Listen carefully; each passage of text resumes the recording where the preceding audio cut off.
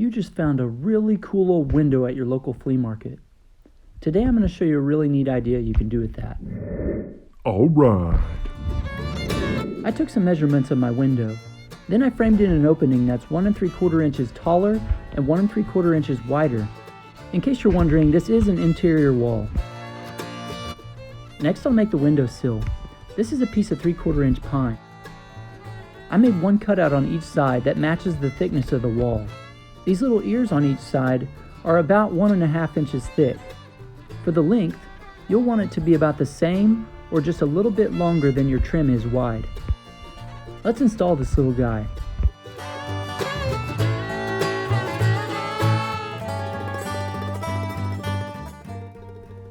I'll attach it with a 16 gauge nail gun.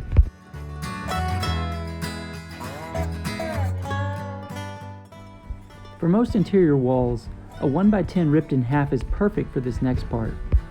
Here's a few that I've already ripped in half and finished. Cut 2 of these the same height as your window, and cut 1.5 inches longer than the width of your window.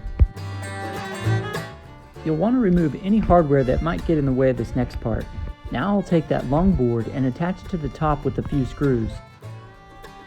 Next we'll attach the 2 boards that match the height to the sides. Be sure and center your window on all 3 of these boards. Here's a quick look before we install it. We gave ourselves a 1/4 inch of extra space, so the window should slide right into the hole. Ideally, you want all 3 sides to be flush with the wall on both sides of the wall. I also attached all 3 of these boards with a 16 gauge nail gun. Now I'll add my trim. For my trim, I just used 1x4 furring strips. This is just a really cool addition to a house that needs a little bit more light in one of the interior rooms.